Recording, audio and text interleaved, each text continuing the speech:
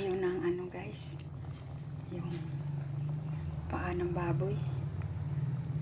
Ito guys, itong ganito, nilaga ko.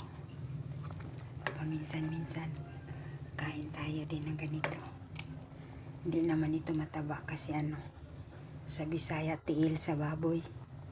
Paa ng baboy guys. Nilagyan ko ng karlang. Ayan, karlang at saka maraming luya. Hindi ako naglagay ng kamatis. Ito lang.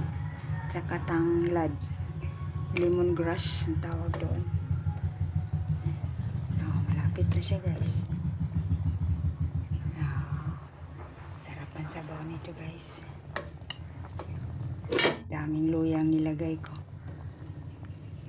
At saka ano, gabi. At nilagyan ko ng gabi.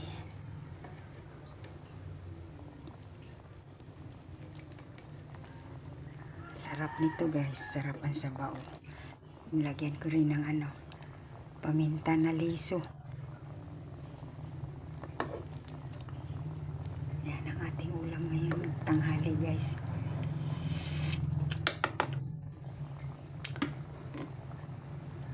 Ay.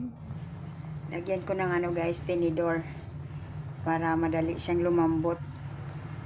Sabi kasi ng matatanda, pag lagyan daw ng tinidor para madaling lumambot ang nilaga.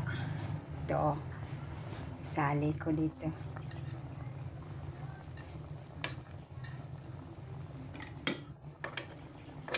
Hindi, puspuro.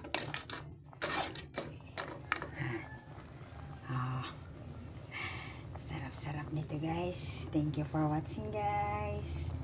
Tatapusin ko muna. Lagyan ng laman.